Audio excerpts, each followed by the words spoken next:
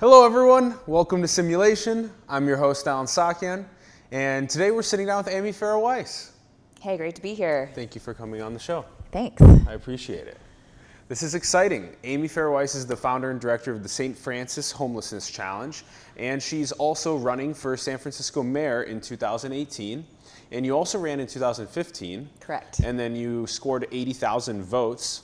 That's a lot of votes. First, second, and third place. Yeah. Because in San Francisco, we have ranked choice voting, so that allows you to rank your first, second, and third choice candidate. So I had 23,000 first place votes and a total of nearly 80,000 first, second, and third. That's a lot of putting your voice and ideas out in the public and getting them to agree with you. So that's a major indication of your efforts. So, okay, so let's start by talking about your journey. How did you get here? You were telling me just a bit ago you were born in San Jose, went to De Anza Community College, and then so you were like Silicon Valley baby, you had the Macintosh while you were growing up, and yeah. So and then you kind of journeyed to San Francisco, and tell us about this. Well, it was quite a journey. I was born in Berkeley, actually, and then my parents moved to San Jose when I was 6 months old.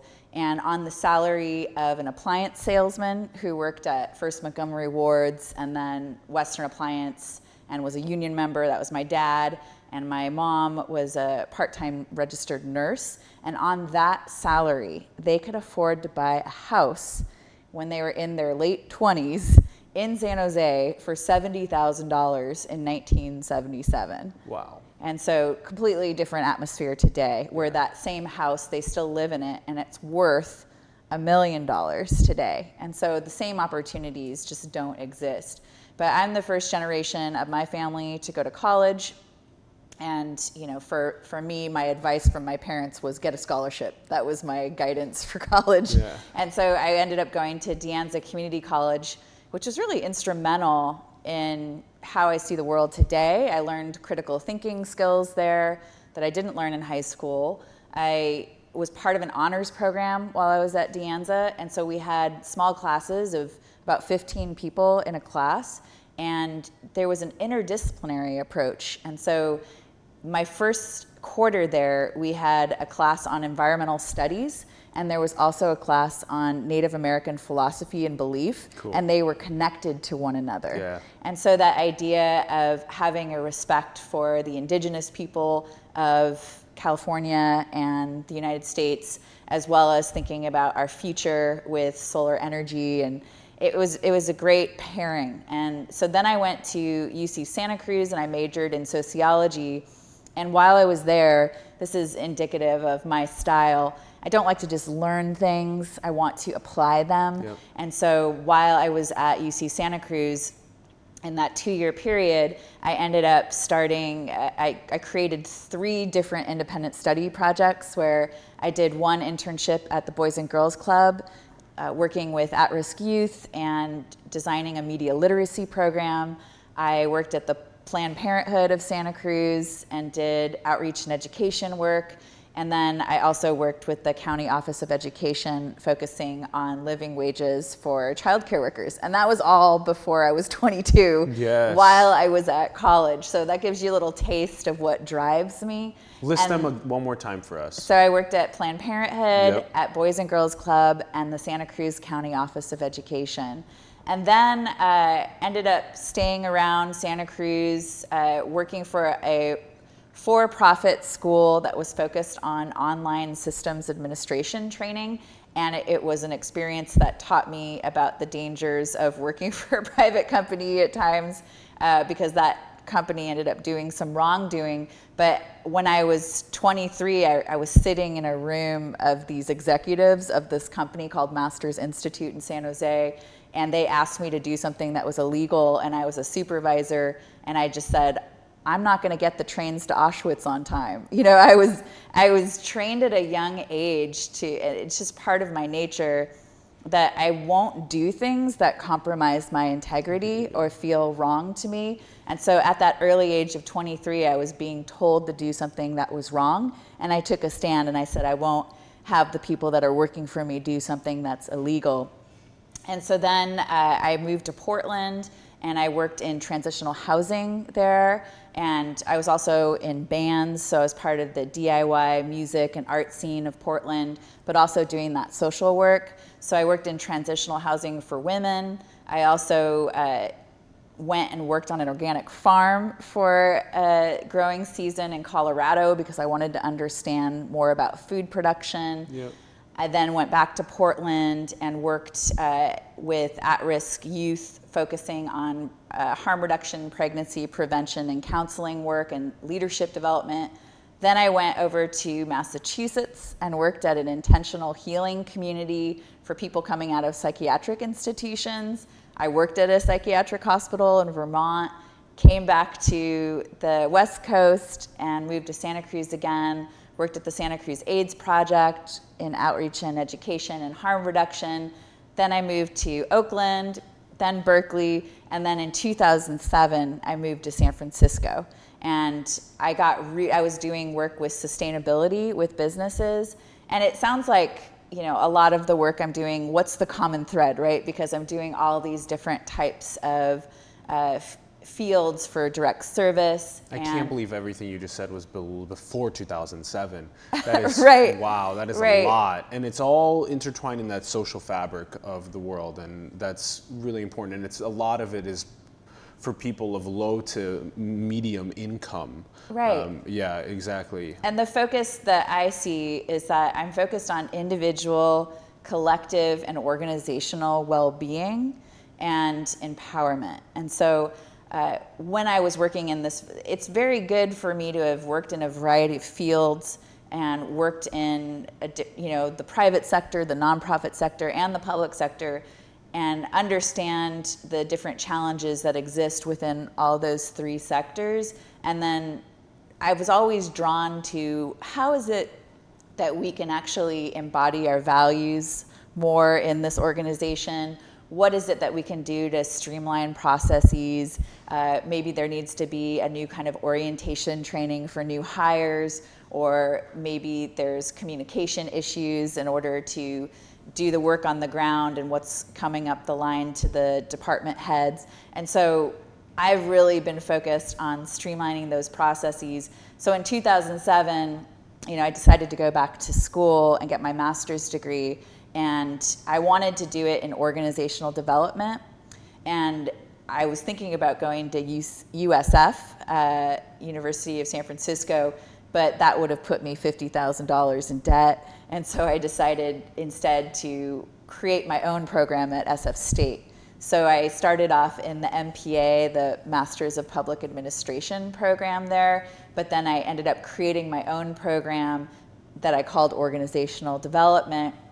And I worked with a local nonprofit that focuses on mental health and housing called Progress Foundation, and I did an assessment of their training program and developed some new training modules for them, did a needs assessment. So that was 2008 to 2010, and I had moved north of the Panhandle at that point, near Divisadero, and I think it's so important for people who are moving to San Francisco, or you move into a new neighborhood, to do something similar to what I did, which was I did a research project. Because people were saying that living north of the Panhandle, saying that you live north of the Panhandle, was a gentrifying term. And they were saying it's really called Western Addition. And so I wanted to do this research to see, well, what am I moving into? Because I don't want to be someone who isn't sensitive to the fact that I'm moving into an established community that has a history. Mm-hmm. And so I did that research project. And in San Francisco, you don't have to go too far back to get to the Ohlone, right? So we're talking about, the indigenous people that were here, and then the Spanish came, and then you go and do all this history. But I found out about when I did this research project that the Western Addition was at one point a thriving African American community with all of these businesses. And then unfortunately, in the 1960s and 70s, there was this redevelopment project that started off as this righteous idea at the federal level with Harry Truman's 1949 Housing Act, but it got co-opted by developers and the real estate industry. And so it turned into this terrible redevelopment project that ended up displacing all of these African American businesses and residents. And at the end of the redevelopment, we had 3,000 less units. Can you imagine a development project today where the end result was we lost 3,000 units rather than added 3,000 units? So I learned about that history, and I was working with my neighbors, and I saw in 2011 that a Chase Bank was getting a permit to be able to, they had already displaced 2 active local businesses, and they were taking 3 small storefronts, collapsing them into one to create a Chase Bank. And Ed Lee's Department of Planning was bending the law to the point of breaking it in a couple of ways for Chase Bank. And this was after the global financial collapse. And so I hadn't been very knowledgeable at that point about what had truly caused the global financial collapse. And I started to educate myself about the economy. And this is in 2011, I learned about Glass-Steagall, how combining investment banking and savings banking in 1999 led to this risky lending that tanked our economy. And I didn't understand how San Francisco on a local level could be rewarding the culprit for this devastation in my neighborhood. And so that in 2011 was when I really finally saw the connection between the national politics and the local and the neighborhood. And up until that point, I had more focused on, every 4 years we vote for a president. And then I realized, well, this actually gets implemented at the local level.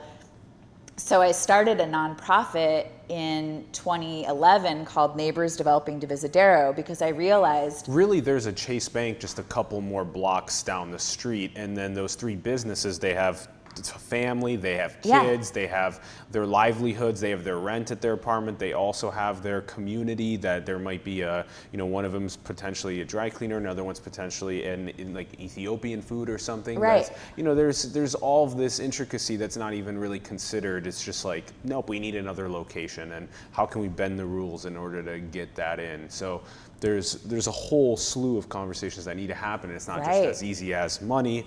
Here, take it, let's go, let's get rid of that, let's move on to another Chase Bank location. Yeah, and that's why, when I lived over north of the Panhandle, I now live over in like Mission Noe Valley area, but when I lived north of the Panhandle, there was something really charming and special to me about saying that I lived north of a park. Mm-hmm. To be able to say I lived north of a park, and then to say I lived near the Divisadero corridor, because I grew up in San Jose, and growing up in San Jose, you describe, and in the suburban part, you describe where you grew up in relation to the closest mall. So I would say to people today, if I say, oh, you grew up in San Jose too, I went to Prospect High School, but I went to, I lived near Westgate Mall and El Paseo Mall. Whereas in San Francisco, you get to say you live north of a park near this neighborhood commercial quarter, which I love, but I realized that you could actually protect that through the law. And so my neighbors who were protesting this Chase Bank permit and asking for an appeal took me under their wing and helped me learn the zoning code. And so then I could see how it was that they were manipulating the law in favor of this bank. And like I said, I realized at that point, it's not enough just to say no, because the progressive movement has a righteous no to displacement, to gentrification, to profit-driven motives that hurt the community and the culture. And I understand that no, but I started asking in 2011, well, what's our yes? Mm-hmm. What's our strategic yes to address these solutions? And I asked, I just wanted to learn, because I was new to local politics. What is it that we're asking for? And I didn't hear a clear vision of yes in 2011. So when I started Neighbors Developing Divisadero, the focus was on our strategic yes to inclusive, culturally enriching, and sustainable development. Mm-hmm. We have to become the developers so that we protect against displacement. But we also have a vision for what we want to see happening that's truly exciting and inclusive. And so that's what the focus of Neighbors Developing Divisadero was. And then I decided to run for mayor in 2015 because there were so many things that the Lee administration was doing or not doing that I felt were harmful and the wrong direction for the city. After the global financial collapse of the late 2000s, we had the opportunity to shape our economy in a different direction. And there were, like, we're on Market Street right now filming this. Market Street had, for decades, tons of commercial properties and storefront properties that were kept vacant by the property owners because guess what? They actually get a tax write-off oftentimes for keeping these properties vacant. And after doesn't make sense, right? No. In 2011, what we could have done was we could have created a vacancy tax that said, basically not use it or lose it, but use it because we don't want to harm the culture and the community, and you keeping the storefront vacant purposefully is actually doing damage to our economy and to our public health and safety. And so we're going to make it so that there's a disincentive to keep it vacant. But what did the city leaders do in 2011? The exact opposite. They gave the property owners a huge gain because they had the Twitter tax break, which allowed these property owners to have basically an 80% increase in their investment and their return, rather than making sure that they activate these spaces in a way that's community serving. So we went this wrong direction. I just need to ask, what do you mean about the 80% increase? So if you look at what the rents were back in 2010 compared to what they are now, I saw a statistic that said that there was an 80% increase in rents. So they were able to get, who has benefited from San Francisco policy? In a year or in? Just from now to then. Okay. I saw one stat that said there was an 80% increase. Okay. And, as mayor, as someone who had a team of people working with me. Salaries didn't go up 80%. Salaries didn't go up 80%, but the property owners who owned this property and kept it vacant were able to get a huge boost in what they were able to charge for their rent. And so I know many businesses had to leave Market Street because it was now unaffordable. The ones that had been there through hard times, right? And there's still hard times on Market Street. We still have a lot of work to do to make it a thriving ecosystem all around.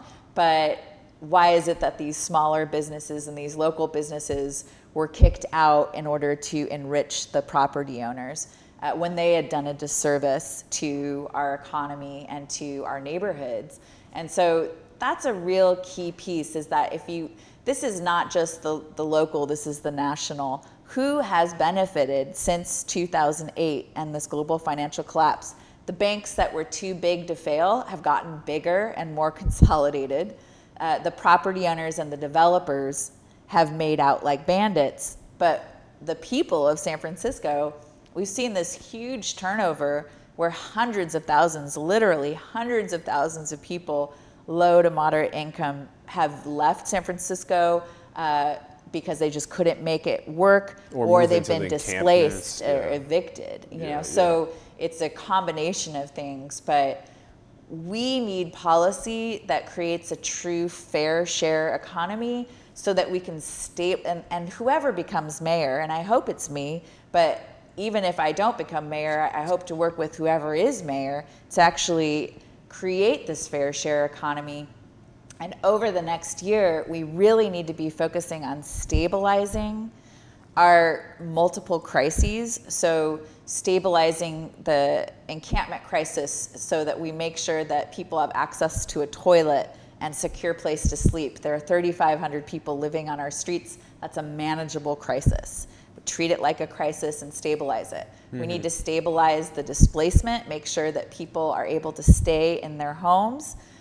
We need to figure out how we're gonna, once we stabilize, then we need to be figuring out how are we gonna grow in this exciting and sustainable way. Because when people are talking about growth in San Francisco right now, I think there's this fear about it because how many more units are we going to add and who is that going to benefit? We have this central SOMA plan that's being discussed right now where they want to zone for 50,000 office jobs and 7,000 new units of housing. Do you see a problem there? 50,000 office jobs, 7,000 units of housing. Who are those jobs going to go to, first of all? People that commute into San Francisco, probably. Right? Yeah. And so if we're talking about increasing the amount of tech office jobs in Central Soma over the next 10 years, we need a mayor who's going to focus on connecting the dots between our current residents that are in school at San Francisco Unified School District, K through 12, CCSF and SF State. We want to make those really clear pipelines to prosperity between our current residents and these jobs. We need San Francisco residents to have the skill set to build our city and to maintain our city, but also to develop the technology of the future. Both that right there is such a key. So on one end we have this tech culture, and on the other end we have the K through 12, the kids that are being raised in San Francisco where it's unsafe and there's a lot of homelessness and crime. That's not okay. And then on the tech side of things there's not that much involvement right now from the technology sector. And if we're going to do things like make a project with 50,000 more tech jobs in Soma, then we need to have a discussion about how those tech jobs can help benefit in this crisis that's occurring. And I think you really call it out as a crisis, and that's really important to do. I don't think we refer to it as a crisis when we walk down the street and we see what's going on. We just refer to it as happening. Right. And so if you refer to it as a crisis, it almost galvanizes people, the community, to be like, all right, what do we do? Let's talk about it more often. Let's fix it. Let's make things happen. Do you know, from speaking to people in your Safe Organized Spaces project, do you know if out of the 3,500 that are on the streets, do you know if many of them are interested in staying on the street? Do some people actually prefer to have that freedom of just being able to, wake up wherever they want and move their belongings from place to place? Well, most people, if you ask them, would like a place to belong in community. So let's start there. And that's really the crux of this program that I've been working on as the director of the Saint Francis Homelessness Challenge, is we need to heal this at the root. And at the root, that means that people need a place to belong. Because if you go out and sleep on the street because you don't have another place to go, you fell through the cracks with your social network or your family, and you have to figure out how you're not going to get attacked tonight. You have to figure out where you're going to have to go to the bathroom at 1 in the morning. If you need to go to the bathroom, where are you going to go? So that causes trauma. And so what I'm talking about doing is changing the city's approach from currently we spend $30 million a year on SFPD, police officer response, and Department of Public Works cleaning response just for encampments. So that's a portion of the budget that just goes to policing and cleaning encampments. $30 million a year. That should shock everybody. $30 million a year to get the results we're getting right now. That's a move along strategy. What I'm saying is we take that $30 million, and I have already created a budget for this. I've piloted this. We can scale it up so that for $30 million, we could be supporting 3,000 people in a you belong strategy. So it's going from move along to you belong, but you belong with reasonable agreements, with the proper structure You belong and guidance. in safe, organized spaces are the same, or Yeah, I'm just okay. saying that the mentality behind safe, organized spaces is that you belong. Yeah. You are an It's a individual, community. you're a human being. We're going from treating you as a problem to treating you as part of the village, Yep. right? Because the focus is creating these transitional villages on, in impacted neighborhoods right now. Okay, so it's a transitional village, meaning it's a stepping stone into a more sustainable and permanent housing and work solution after the transitional village. Sure, and to your question before, do people want to stay on the street? There's a certain amount of people that would prefer to live in this safe, organized space transitional village for 6 months, a year, maybe indefinitely, because they've actually Correct. become accustomed Yeah. to living off grid, but we still need to do that in an organized way. And that's the thing, is that I know many people. I've been working with encampments directly in San Francisco for a couple years now, and I know people that they actually would be a great benefit to the city, and they are, because they're scavenging for things that have been left on the street that are recyclable, Yeah. or they can take things and reuse them.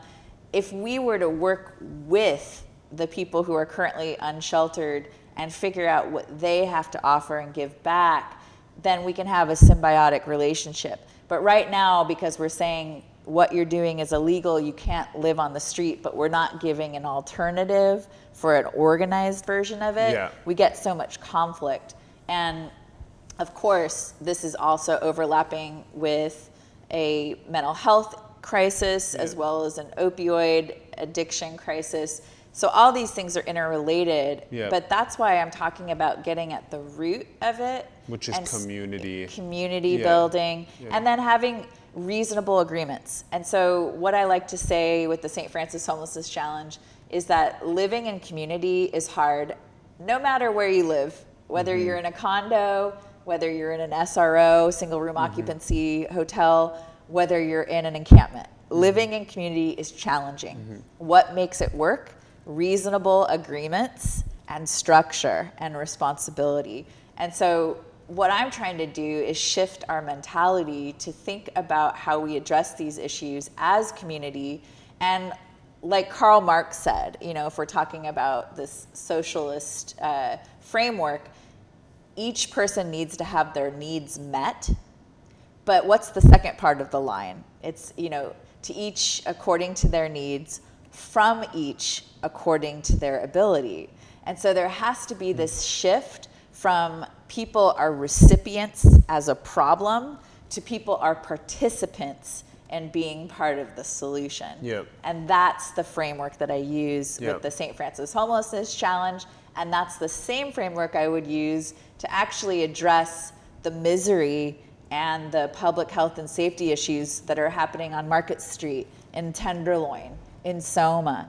Unless we look to people as participants to shift this together and put that funding in the right place rather than to deal with the symptoms, nothing's going to change. It's really, we need transformative policy right now that is grounded in best practices and research, which my approach definitely is. And I've studied policy, I've built programs, I've evaluated programs, and even from an accounting perspective, it makes more money, or makes more sense and saves more money to heal at the root rather than put money into cleaning our streets and policing our streets.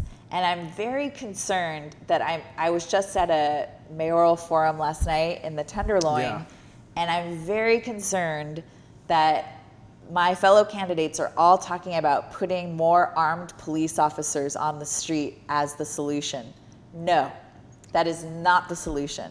The solution is to invest in arts and culture programming, eyes on the street, mental health programming, de-escalation programming. And there are already frameworks and existing organizations that do some of this work, so we're not starting from scratch, but we need to fund that.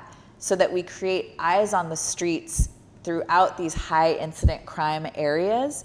And then we have a network where if people are seeing there's a true issue, we can call the police, right? They are connected to the police, but the police aren't walking around in mass numbers just to intimidate people into being community oriented. We actually have community oriented programming that's working with everybody, and if need be, we can network to connect to the police. But I don't want to see an increase in the tenderloin of 100 more police officers. That is not the solution. It's very costly. It's not going to get us the outcomes we want. So we're talking a lot about this root, and it seems like you have identified the root as community, and you've mentioned individualism and collectivism both, which are very important to help people become part of the solution, a participant in the ecosystem. So you drew up this. I thought this was really interesting. So safe, organized spaces. A neighbor's guide to community integrated transitional villages. So we see that up here, and then we see, it's very friendly, it's a very friendly PDF here. And you indicate that there's 3,000 unhoused residents sleeping outdoors. There's a wait list for shelters every night, about 75 encampments, and that's that $30 million figure that you were talking about earlier. I actually just signed the petition, safeorganizedspaces.org. Yeah, that was great.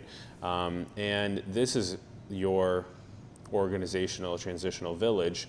So here's a general idea of how over time we would slowly aim to bring people that are currently living in encampments into transitional villages like this. And there would be the individual shelters, some secure storages. And let me just speak to the individual shelter piece.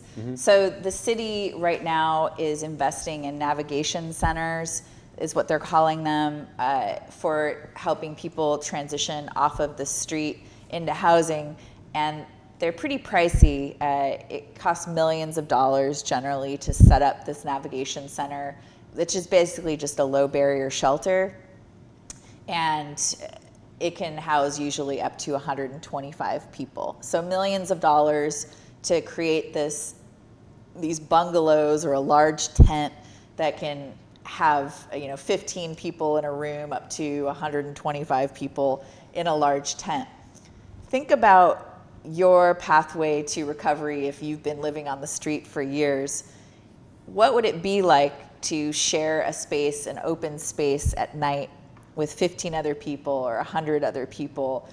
It's really challenging. So a key part to healing is to have the space and the privacy to breathe, and to feel secure that someone's not going to come up to you, one of your neighbors at night, and do something to you while you're sleeping there. And so these individual shelters are a key part of healing. They are. We have built, so far with the Saint Francis Homelessness Challenge, we built 13 shelters, and we followed a code. It's the National Fire Protection Association standards for small RVs.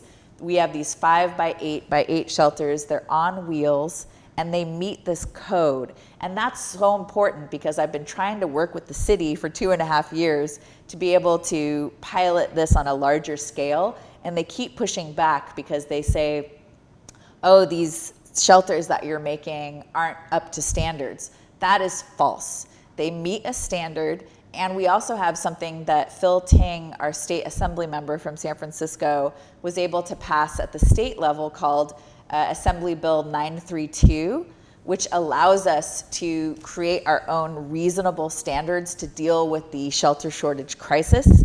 So if I'm mayor, these will be legal because they already are. It's just that the current City Hall administration is pushing back against having these individual shelters. And why individual shelters? Like we said, they create that privacy and space to breathe.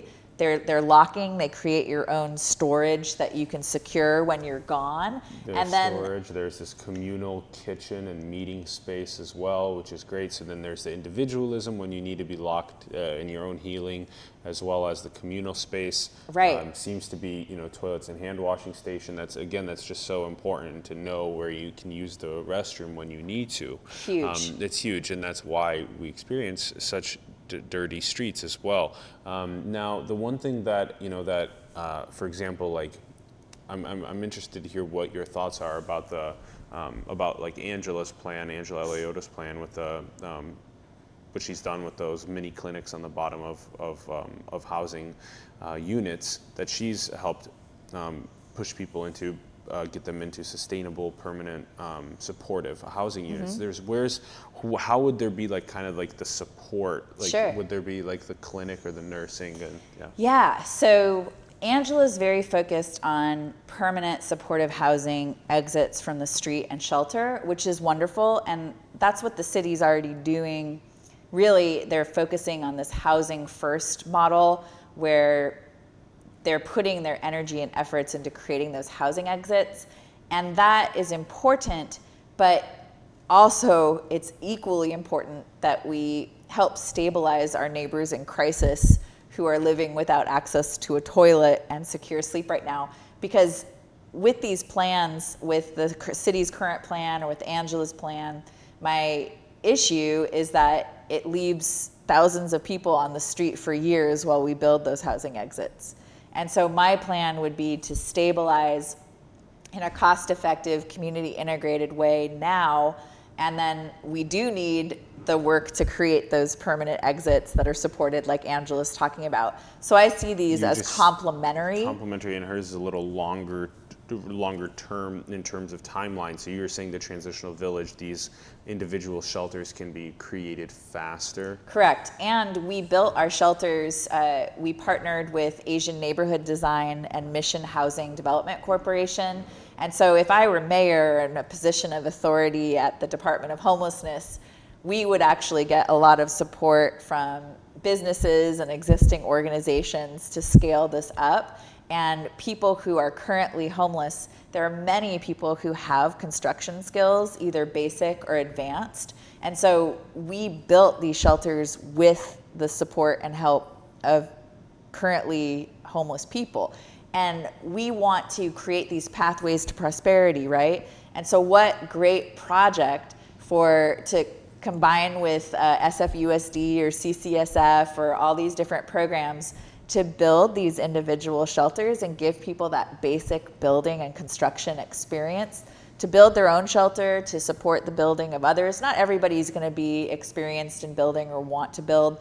And the idea is that everybody's a participant and giving back in some way to managing the village. So there's 10 hours a week that you're required to give back to helping staff the village and make it function. Has that been tested already with the transitional village? They have villages right now of this nature in Seattle.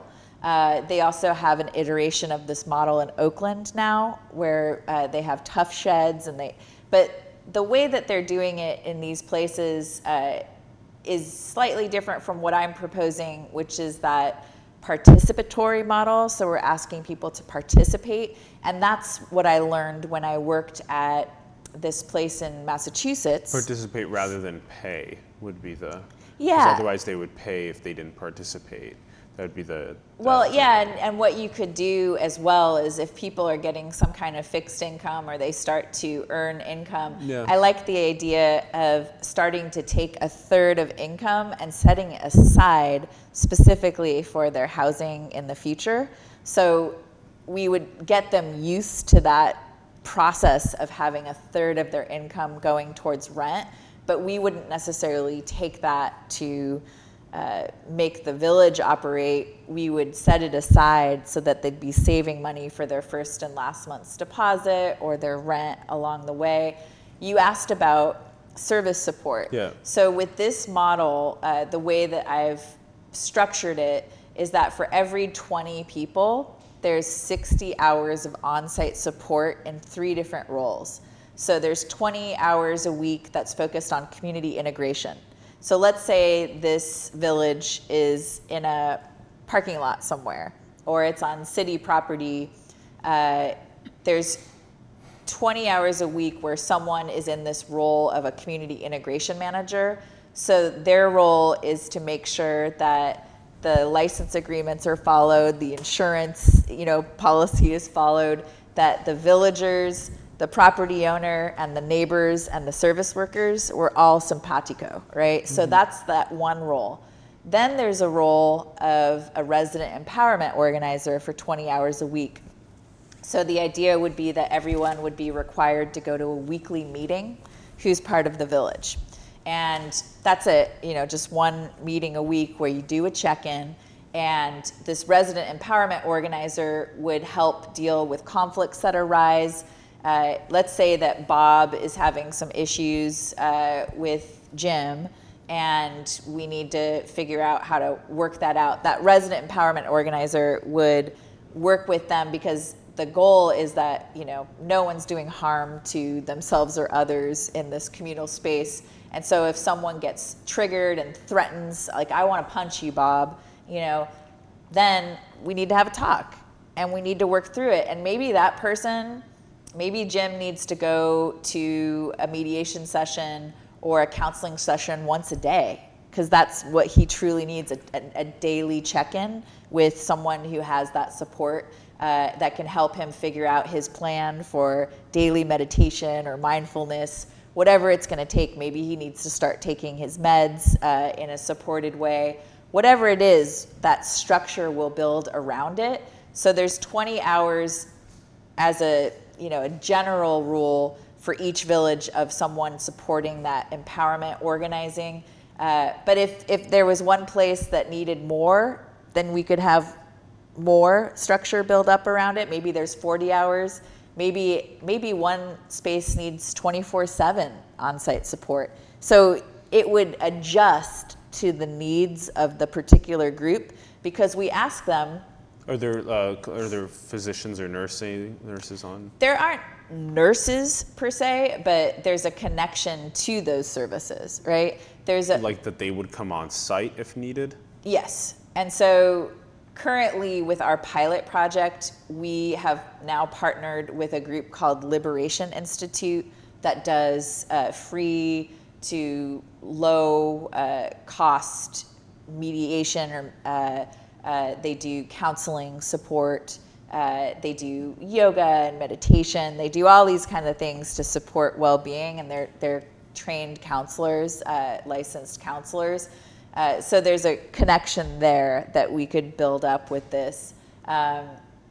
We want to get people the support that they need on site as much as possible, because it's much easier to say, Jim, be here at 2 p.m. on Friday, rather than say, Jim, go to this place 2 p.m. on Friday. Although sometimes you need that. Sometimes they need to go there. It seemed like the necessary health and wellness people that would need to be, should potentially be one on the property itself, in the transitional village, just because to be there right away to help mediate or to help with a healthcare issue, just to be there right away. And that's something that I at least enjoyed understanding about what Angela was saying about having the mini clinic being on the bottom, that it's so close to engage with the people that are potentially going to have a healthcare issue or a mental issue. So I thought that was really interesting. I also totally see how these are not exclusive whatsoever of each other, that they're very much so part of the same important, kind of like 1, 2, 3 equity for all movement of caring about the people that are actually there, that are sleeping in encampments, and in many cases bringing on a little bit of insecurity, like instability. Just I think a really easy way to understand it, like you said, was that you need the security of knowing that as you sleep at night, that you can get a comfortable full night's sleep without a security issue happening or anything that harms your health. So that's really crucial. And so I'm all for propelling a transitional village as a test, just like Seattle did. So, we should totally be testing this out and seeing how this works. Another thing that came to mind was that a transitional village would need would need space, and it's. We have the space. You do, and it's and it's also a flat. We have the space. It's flat level versus a building. could stack up 2, 3, 4, 5 floors of We have housing. the space in San Francisco Where is to it? stabilize 3,500 people in community. I just went and I just want to close the circle about the services first. There'd also be 20 hours a week on-site transitional vocational support. And so it's all these 3 pieces where you're helping people live in community in the neighborhood that they're in, and then you're also helping people get on that pathway to their end goals of housing support. So that's really crucial. But so about a month ago, and you can see this on my Facebook page, just at Amy Farah Weiss, I did a live stream where I went with a current encampment resident, and we traveled all throughout District 10. It took us 8 hours to do it, and I live streamed the whole thing, us driving around, and we took a tally of how many tents we saw, structures, RVs. So in District 10, which is Bayview, Dogpatch, Hunters Point, Potrero, Mission Bay area, we found 413 tents and RVs. There's over 200 RVs in District 10 where people are living without plumbing or any organization on the street. And so people are already living there, first of all, on the street. So we've institutionalized street living through our current system. Let's keep that in mind. Yeah. But overall, there are probably about 1,000 people in District 10. If we counted 413, you have to understand that some people double and triple up in these spaces. And so let's say there's 1,000 people that are currently living in District 10. We identified 5 places that are city-owned property that were just wide open space in District 10 that could accommodate all the people that are currently there. But what I really like about this idea of activating underutilized space and working with our unsheltered population is that there are certain high crime areas. And so you could set up a 5 to 10 person village in an area that's high crime, and there's a little parcel of land that could accommodate 5 people or 3 people or 20 people, whatever it is. And that would be working together to have eyes on the street and take care of that area. So instead of trying to fight the crime and the areas in which people are getting up to things because it's a removed piece of property, we would actually be activating it in a community way and requiring some kind of community benefit piece so that keeping people in these spaces, it's almost like a caretaker village in a sense, because we're asking people to take care of their community. They're not going to take care of it unless they feel like they belong in it, right? And so this will get at some of our public safety issues as well. If we have these little villages that are spread out and we have rules and agreements and a social contract, we have to give people the opportunity to get engaged in being part of the solution rather than feeling like we need to move them out and off of the street. Right now, we don't have the permanent supportive housing. I don't think the answer is to put millions of dollars into these large tent structures that we bring people into. I think it's creating community where people already are. And the question for Angela, and the question for Mark and London and Jane, what's going to happen 90 days into your term? Are we going to see any difference with the outcomes tracker? That was interesting. Are we going to see any difference with the Tenderloin? Are we going to see any difference with the people living on the street? I don't see that plan in place right now that we're going to see any difference. I see that people are talking about putting more money into the Department of Public Works. People are talking about putting more money into police on the streets. I don't see any plan that's going to be transformative in this way to actually work with our unsheltered population and the people who are in the Tenderloin and Soma to be participants in changing what's happening. And that's one of the main reasons that I'm running for mayor, is that I don't see that plan. And I want to be able to lead this process or be part of co-leading it with whoever becomes mayor, if possible, because I actually have a transformative plan to put into place. I openly invite a Mark or London or Jane to come on to the simulation show. This is an open invitation to you. We haven't had you yet. We would love to have you. So please, we will cut this clip out and send it to your teams. We invite you to come on. Mark, Leno, London Bree, Jane Kim, please come on. We'd love to have you for discussion. So I actually don't hear from them the same sort of passion and enthusiasm that I hear from you and Angela about the crime, the safety, and the homelessness. Where I really hear it from you two, and I don't hear it from them. So that's one of the biggest indicators of that you guys actually care about it. And then another thing that I just wanted to mention about that is that the plan of you two have very. You two are deeply rooted. You have skin in the game regarding wanting to do this. You already have made impact, both of you.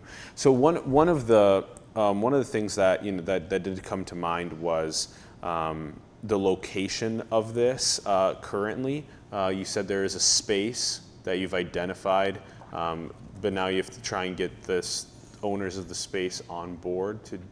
Oh, well, if the city had partnered with me and they could do that today, this isn't something that it can't happen, even though it hasn't happened up until this point.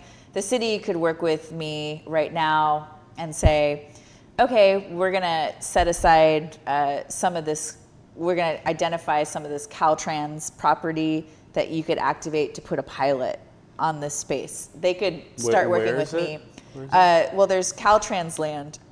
That's available all throughout. That just means anywhere that's under a freeway or near a freeway on-ramp or exit. So, for instance, there's Caltrans owns the property, and they'll lease it to the city in order to provide this support. A transitional village, And so they're doing that now on Division, as well as in Soma, where they're setting up these 2 navigation centers on Caltrans land, but there's Mission Bay that has a lot of parcels that are available. There's if you are the mayor of San Francisco and you have the will to treat our unsheltered crisis as a crisis, there is plenty of space to be able to do this. Like I said, I drove around District 10 and we saw many empty parcels. This could also be partnerships with private developers where we give them a property tax rebate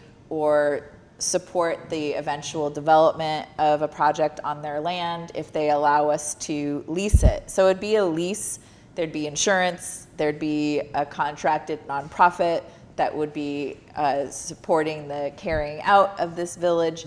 So this is all there waiting to be scaled up. There is land available to do this. And the key is, though, that we want to make sure that we have a healthy ecosystem. So right now we have 3,500 people that are living on the street. We have about 7,000 people altogether that are unsheltered, that are homeless, that are either living on the street or in shelters or in between kind of things. We have an estimate about 20,000 people altogether that are housing insecure right now. And so it's important for us to send this message to the country, to the Bay Area, that whoever becomes mayor, if they're truly going to take on this crisis, we need to stabilize who's here right now. We are going to focus on who's here right now, and we're going to focus on people who became homeless in San Francisco. And then we want to export this in order to help other cities do similar work to take on their crisis. Because it would be great to be able to say, oh yeah, we want to take in 10,000 refugees from Puerto Rico, or we want to take in but there all needs these to be people. A system like this in place to help out with that transition. Well, the thing is that it's a nice thought to say we want to have the ability to take in refugees in San Francisco, but I want to make it clear that right now we should be focusing on stabilizing who's here, correct. and then we can talk about how it is that we can Replicate support that people across the world coming and support in people the across future world. to San Francisco who need Yeah. support. But at this point, we couldn't take in 10,000 additional way. people. Let's keep chiming on like the rest of the. We have a Sure. lot to still talk about. So great. So this makes total sense. I think this is a great first kind of pillar, and it seems like you already have figured out a lot of it. Just time to actually get it implemented and in place. So other things that come to mind are, for example, with. You were mentioning earlier about the need for not to hire additional police officers, or correct me if I'm wrong, but just the essence of having police that actually live in the city is really important. Because Angela said that there is only 200 officers that actually live here, and the other 1,600 have to like commute in, and that's ridiculous because we're an earthquake city, and that shouldn't be the case. We need to have police living in San Francisco, so we need to provide them as well as teachers and ambulance workers, firefighters with housing in San Francisco that's affordable for them Sure. to be able to live in it.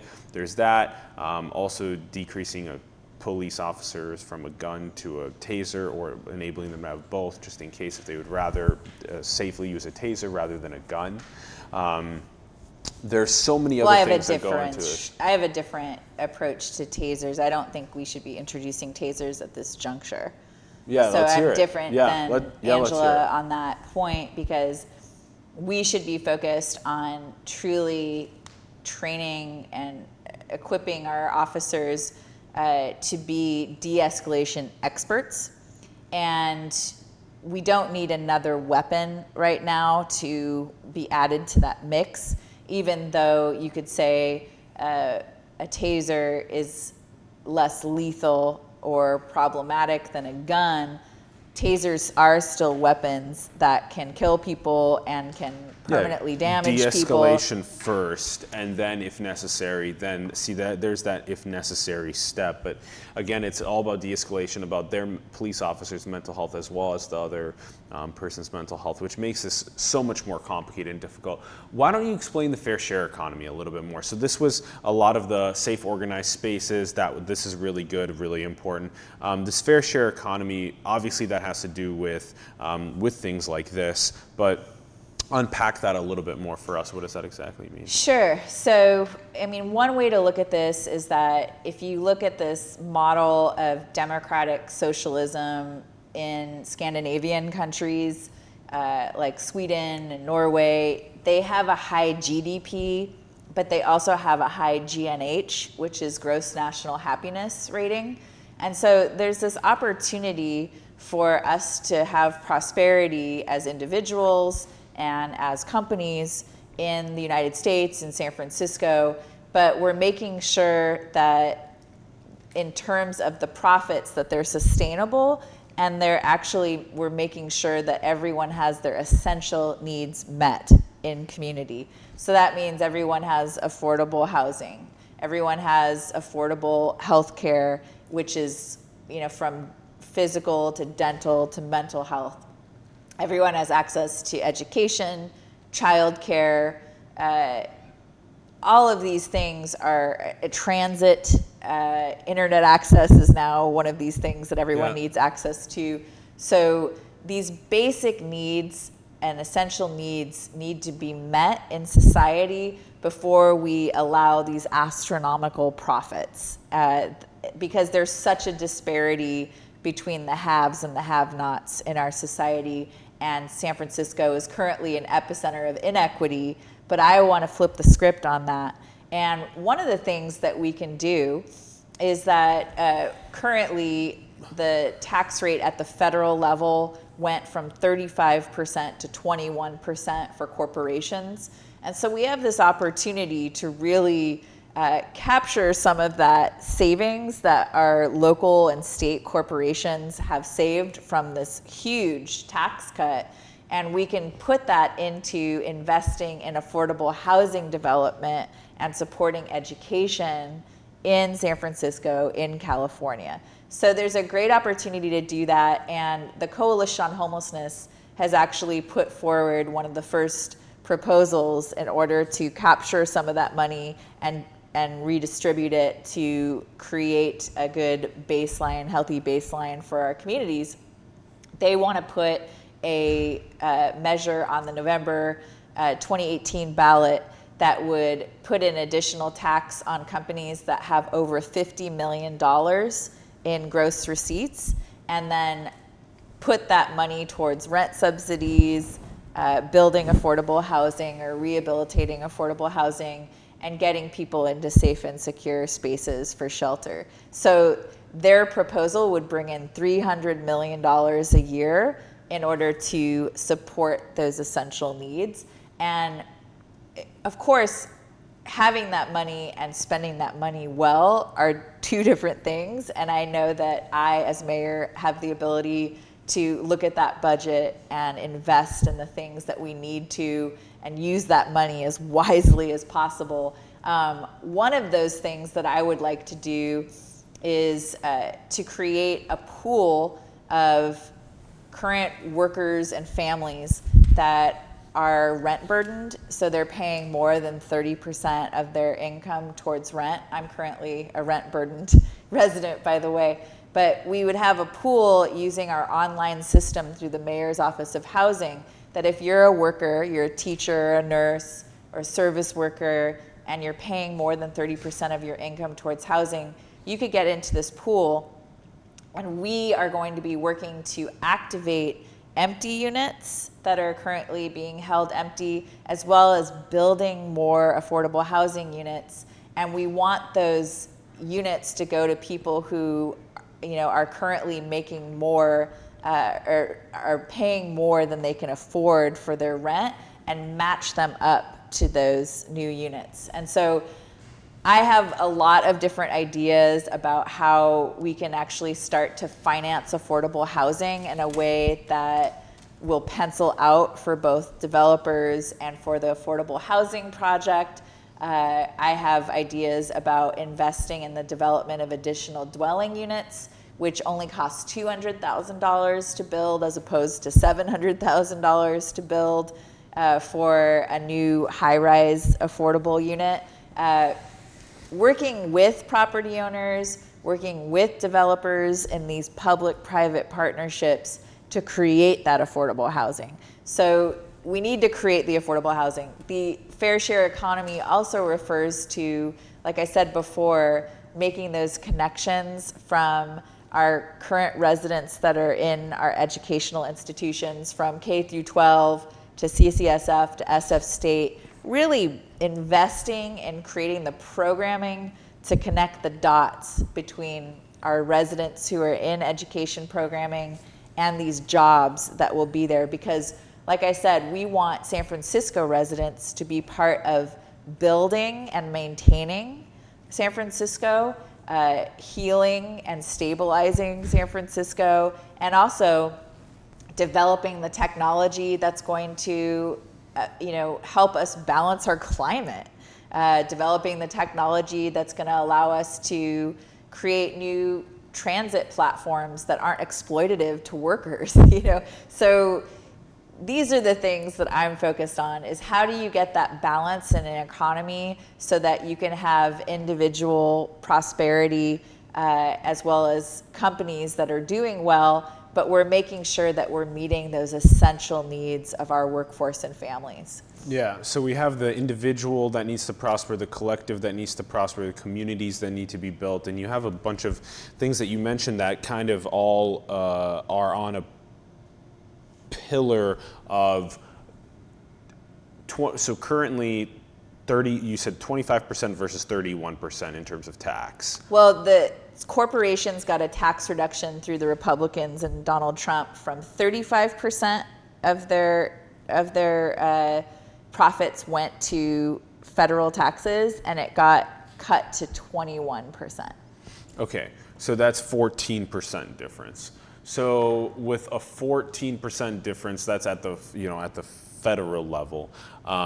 Okay, so now the question becomes at that point is, that's kind of where this all precipitates from. Everything else that you mentioned kind of comes right after that. So the question becomes, if that 14% is allocated to the federal government, and then the federal government can redistribute that to the social fabric organizations like Saint Francis Homelessness Challenge, all these other important organizations about equity for all, will that be more effective than leaving the 14% profit with the corporations and then having them figure out how to continue prospering the local communities and economies in the areas that they're already stationed in? That's kind of the overall overarching question about Sure. The conversation. So we don't have to say that we're going to take that entire 14% of savings. Of course. It can be a modest portion of it. But what's great about this is that this is setting up California and local cities within California to be in a place where we can be sustainable for our future economy outside of the federal government. And so it's so important for us in California to be investing in affordable housing development and education and healthcare. So these are the things that California companies can now do more of, because they're not sending their money to the federal government to support the military and to support the red states. We have an opportunity to take pride in the fact that our corporations can help build California so that they can have a healthy ecosystem in which they're a part of. And they should be excited to do that work with us. And when I'm talking about investing in affordable housing, we have a big surplus at the state level right now, billions of dollars in surplus. We should be using that money to invest in zero to low interest financing, a revolving loan fund, so that we can actually, through the state, finance the affordable housing aspect of new development.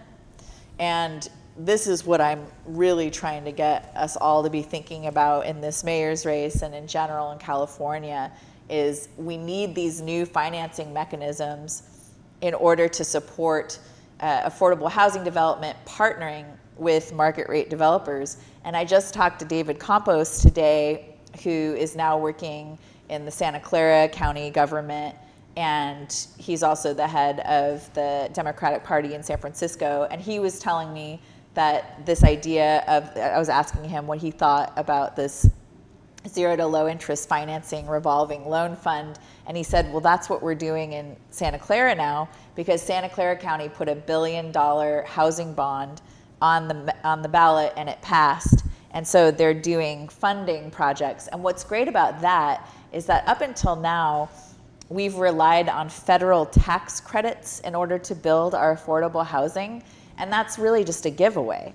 But if we do the financing for the affordable housing, then it comes back to us with rents, right? It's not that we're just giving money away, it's that over time that gets repaid, but in a way that makes sense for the developer to be able to pay off the project. So this is a direction that's, now I got it confirmed that this is a good idea because it's happening in Santa Clara County. And what would really help us do that is to have a state bank or a municipal bank where we could have that revolving loan fund. And so we have a governor's race coming up. Delane Easton, I know, supports a state bank. So does Gail McLaughlin, who's running for lieutenant governor. Delane Easton's running for governor. I don't know if any of the other candidates actually support a state bank. But what does that mean? What would that look like? A state bank is chartered territory, because North Dakota has a state bank. And North Dakota warned us back in 1999 when Glass-Steagall was repealed and investment banking and savings banking came back together again under the same umbrella. North Dakota's senator said, look out, within 10 years, we're gonna have a bust, because the banks can't help themselves. They're gonna do too many risky practices to get huge profit. And they were right. But North Dakota wasn't impacted in the same way because they have a state bank. So they weren't impacted by the global financial collapse brought on by these risky procedures of the big banks. And so how did a state bank prevent them from? Oh, because they are in charge of their own investments and practices, whereas if you had most governments are investing their money in large banks, right? So we use Bank of the West in San Francisco we have a $10 billion budget, and $5 billion of that is discretionary. So we store that money somewhere, right? It's in a big bank. And so if they go under, we go under. Whereas with the state bank, they weren't making risky lending practices. Although, let's be real, in North Dakota, one of the issues with their state bank is a lot of the investment is coming from fracking.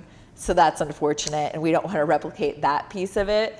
But San Francisco actually has a very similar budget to the whole state of North Dakota. You know, we have a $10 billion budget. They have a similar amount of money that they're managing with this.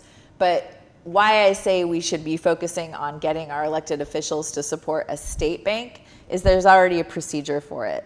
We know how to do it, whereas municipal banks, we've been trying to push that forward in San Francisco for a while, and a lot of other cities are, but it's literally uncharted territory. There isn't a municipal bank charter for our system right now for banking, and so San Francisco could become a member of a state bank.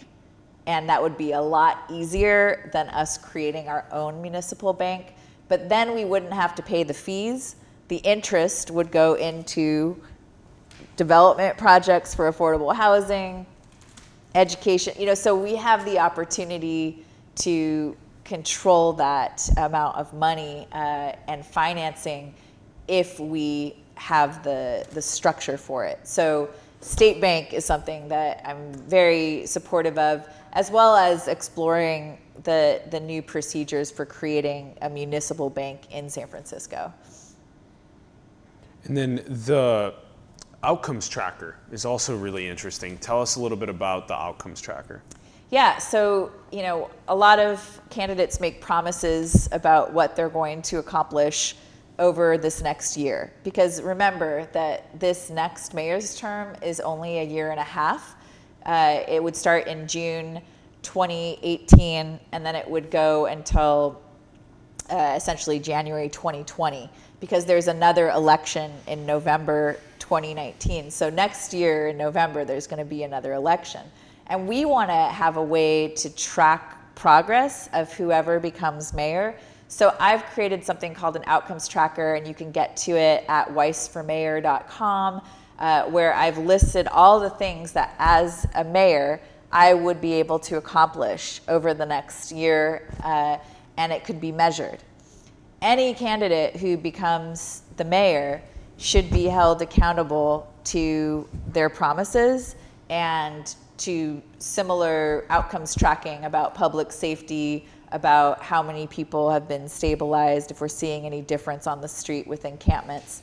So all of these types of things. But I've put together what I think is a manageable list of what I could accomplish as mayor, and you can find it at weissformayor.com. I'm trying to work with the Democratic Party of San Francisco, unions, media, to join me in creating a process that voters and all of these stakeholders, we could keep tabs on what's truly accomplished over the next year. And whoever becomes mayor, they're going to have their work cut out for them, right? But they're also going to have the spotlight on them because there's another election coming up in 2019. So the candidates who don't become mayor are most likely going to keep running, and they're going to try to say that the person who became mayor isn't cutting the mustard and they need to be elected in November 2019. So it's going to be a really challenging position for whoever becomes elected mayor, because they're really going, and this is what they should do, is just put their head to the ground, right, and focus on getting things done, not focus on campaigning to be the next mayor, but just have their work speak for itself over this next year. focus on stabilizing, focus on creating this vision, exciting vision for how we're going to grow sustainably, but really focus on stabilizing over this next year and show us what they can accomplish. Show me, don't tell me. And that's the outcomes tracker, is that we need to see what's accomplished over this next year. And I also love the idea of whoever becomes mayor. If it's me, I will work with all the other candidates on their passion projects and their areas of expertise. And I hope that whoever becomes mayor does the same thing. Yeah. Where, Mark Leno is talking about how he wants to activate 1,500 SRO units that are currently empty. Great. Jane Kim is talking about expanding early childhood education. Yeah. Great. Angela Alioto is talking about permanent supportive housing. Great. London Breed is talking about now something I've been talking about as well, which is a program to support additional dwelling unit construction and financing. Great. So we've all got our thing. How do we do it all at the same time? Well, we could. The next mayor of San Francisco, and if it's me, I can guarantee this, but if it's another person, I hope they do this, should be working with all these candidates, because we're in an era where even with the superhero movies, now it's not just one superhero, now it's the team, right? So in a way, you have 5 superheroes that are running for mayor of San Francisco right now. Wouldn't it be more exciting if together we lent our skills and truly focused on serving the people of San Francisco, serving our ecosystem, serving a fair share economy, and really show that we're in this for the right reasons, which is to heal and stabilize and grow sustainably rather than pit against each other in order to win. All the movies are moving towards the superhero team. Yep. I love the notion that you all have your different skill sets that you want to bring to the table and the different ideas that you've built and that you are building. Okay, let's walk you through a couple of our simulation questions. Sure. I think probably one of the most relatable questions is about wealth inequality. As the wealth gets concentrated, 8 people have about as much wealth as the bottom 4 billion people. What do we do about that wealth inequality, especially as all these exponential technologies like biotech and AI and robotics are taking off? What do we do? Well, one thing we do is we support this proposed measure that's going to be on the ballot in November to tax companies with very high revenue and give that back to supporting people who are in the lowest tier. So that's something that we can do. You think that practice is a sustainable, proven practice of taxing a company more money, taking that money and trying to make that money be as impactful as possible, Sure, versus allowing that company to take that additional profit and rather than adding a 0 to the end of the person's check at the end of the year, they would take that money and try and figure out themselves as a company how to properly give back themselves? Oh, it's demonstrated that we need to have the funds to invest in affordable housing development and stabilization, and just having a community benefits package like they do with the Twitter tax break, where they have volunteer days and they can decide where they're going to give some of that extra money back. That's not working. It's not working? No. So and if you look at the tax rates in history to unpack of that more. Why does it not work when a company says that they can decide where they want to put money into the project in the Tenderloin, or they want to put volunteer hours into that? Is it working? Look outside. Well, it's... We did a approach in 2011 for the Twitter tax break, and who has it benefited? It's benefited corporations and property owners and banks. That's who's benefited after 2011 with that model. So if you look at the taxation rates in the United States over time, it's been less and less that people are responsible for giving a portion back that's going to sustain the workforce and our families and residents with having their essential needs met. And so I truly believe that we need to do some fair redistribution of that wealth inequality to support people with their basic needs. And that's going to benefit Ron Conway. Ron Conway will benefit from me being mayor, because right now there's such wealth inequality and so many issues that it's hard for a very wealthy person to truly enjoy San Francisco, because they see this disparity. If you invest in the kind of programming and heal at the root in the way that I want to as mayor, we can have great business and government relationships, but we have to use that money wisely and account for it. And that's what I want to bring to government, is that same kind of business approach, where you have performance metrics, you're very focused on accountability in terms of how you spend your money and what kind of outcomes you're getting. And I know how to stretch a budget like nobody's business, because I've been very low income for most of my adult life, just to, do the work that I want to do. And so people probably can't believe that I currently make less than $15,000 a year, and I have for most of my time in San Francisco, and I still function and do a lot with that. That's because I have priorities. Yeah. And so as mayor, I would demonstrate this by taking $200,000 of the mayor's salary and putting it back into a pool to redistribute, so that programs have the resources that they need, as well as we can lift up some of those nonprofit subcontracted salaries where people are making, $15 an hour, bump it up to $17 an hour, which gives them a little bit extra to work with. I want to show from the top. I call it a tighten from the top to bolster the base strategy, and I'm not just talking the talk, I'm walking the talk, because I would take $200,000 of my own salary and put it back in to redistribute. And it seems rare, but I am one of those people that will personally inconvenience myself or take less in order to support the greater good. And I think we need that kind of revolution of love and logic in our society, as a city, as a state, as a country, where it's a fair share. We're giving our fair share, we're taking our fair share, and it's a whole transformative way of thinking, because those aren't the American values that I was taught growing up. But we have the ability to shape American values, and what better place than San Francisco to actually be that epicenter of a fair share economy. And the other thing we can do for economic equity is that we can really focus on creating worker co-ops and creating new models of public benefit corporations, so that we're making sure that companies have greater pay parity, and that workers are treated with dignity, whether or not they're cleaning a bedpan or they're running the city. It's work, and that should be treated with dignity, and you should have your essential needs met if you're doing your work.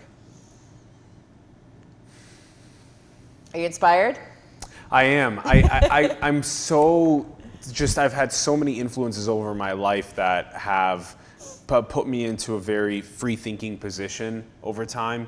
Lots of conservatism, lots of liberalism, lots of free thinking. And so because of that, I am very unsure about what is the best way to actually move forward. And that's why I always question conservatives wanting just to take home all of the money and be like, oh yeah, we don't just buy a third yacht, we also fund lots of important projects. But then I'm also very skeptical of taking and taxing the profits on companies so greatly that it hinders them from not only wanting to make some social change that occurs, some altruistic change, but also from them developing and expanding their products that can potentially enrich other places in the Midwest of the US, or even in India or other places in the world. So So it's hyper multivariate. It's probably the most multivariate thing is, do you tax more or do you not tax more, and why?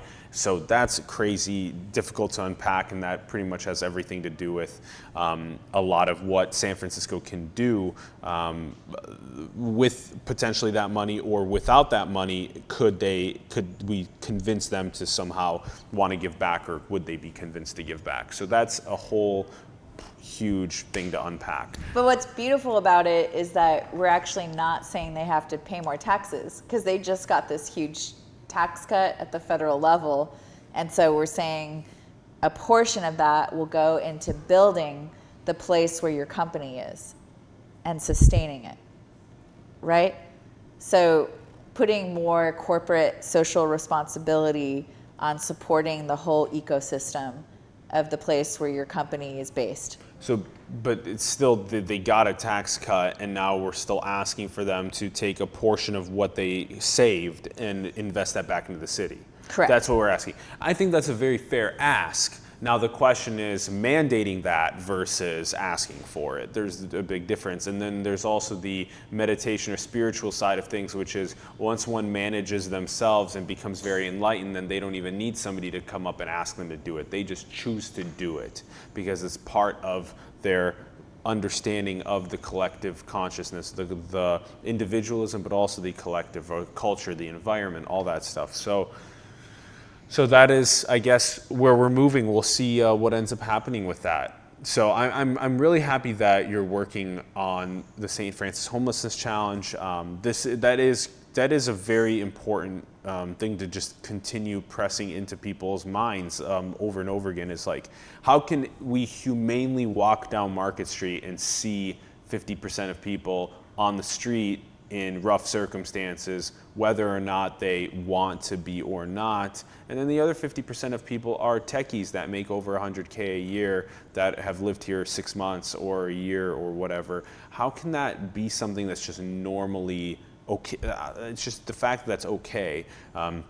And there was another thing that I recently retweeted about that I thought was ridiculous, but there's like all these new electric scooters that are parked all over the city. And it's just ridiculous seeing like 20 unused VC-funded electric scooters next to a dying homeless person.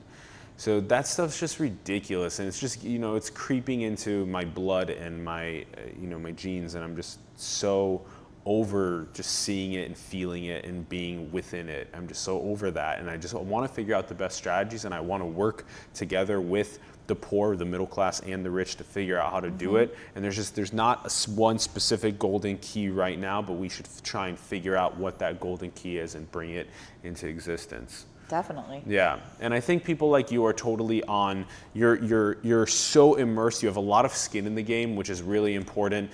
Your experience has a lot of skin in the game, and because of that, you've really gotten to understand a lot of the different variables that go into the equation. A lot that, probably one of the most understanding of the more of like the liberal take on this perspective, and I definitely challenge a lot of people that are on the very conservative take on this position to at least be open-minded to what Amy Farah Weiss is up to and what her perspectives are. And the opposite is also true with very liberal, the way of thinking, to also be very open-minded of how and why you're thinking in the conservative way you might be.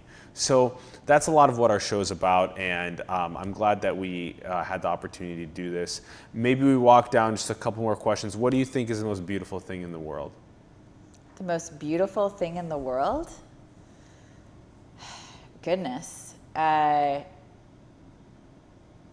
think, just on a personal, spiritual level, it's understanding that you belong as a human being. If you can get to that space, as an individual where you don't question the fact that you belong in community and in life, that's something that is hard won for most of us.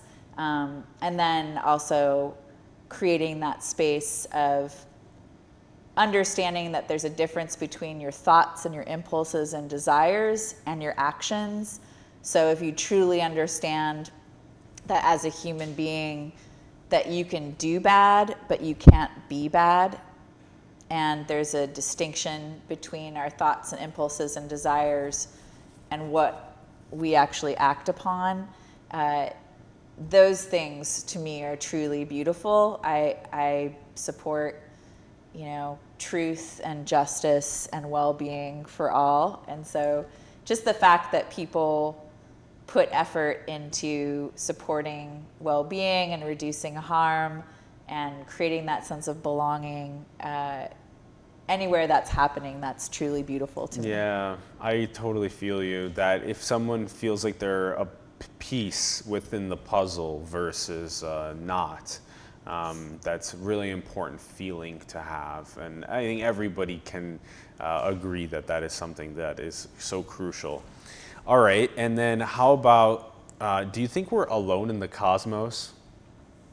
Oh, well, I think it's really important to approach our knowledge in this way of we should be humble and say what we don't know and what we would like to know. And so that to me means that we are open to learning and we accept the limitations of our current knowledge without pretending that we know more than we do. So I was raised as a fundamentalist Christian, and so there's a shutting down of awareness and consciousness and humbleness, about humility about what we don't know in that religion. And so I like to just be able to say, there's so much we don't know, but we want to learn more. And the way it currently looks, like I would say that, there was a big bang. Here we have evolved, billions of years later, this consciousness, and consciousness is what the universe actually grows over time. But I would imagine that there are many, there's a multiverse approach, I think would be more accurate of a hypothesis at this point, so that this happens again and again, where there's the initiation of matter, energy that evolves to a certain level of consciousness expanding and having it being self-aware, and that this is happening in many iterations. And life just is, like it just is. We didn't get to choose this process. We didn't, to my knowledge, we didn't get to choose any of this. It's just life is, and then we are human beings, and we do our best to understand what's happening and use our consciousness to reduce harm and increase well-being, which means just being able to enjoy the experience as much as possible. But it's a pretty brutal universe where life requires that we consume other life in order to live. I wouldn't design a universe this way. It's very brutal. There's so much suffering, but at the same time it is, and we can do our best as humanity to understand, to seek more knowledge, and to improve upon the systems that we have to support life. Yeah, that was beautiful. What a great way to end the show. That was so well said. Thank you. I really appreciated that. And I know Ron did too. Right, Ron? Yes, I did. I love Amy. Yeah. Amy, you are so wonderful. Thank you for everything you're doing in our world. We really appreciate it. WeissForMayor.com is the links in the bio. Go check out all of the beautiful work that they have done, that they are doing with the campaign. All right, so you guys know the procedure now. If you had a good time, like, comment, subscribe. Definitely share the content with other people, get them excited about it. If you could help us out, we have a roof over our heads, electricity, internet, supporting our guests, all that stuff. We have to pay for all of that. Join us on Patreon. That'd be a huge support. Thank you so much. Thank you, Amy. Yeah, thank you. It's great to be here. Great conversation. Thank you. All right, talk to you guys more later today.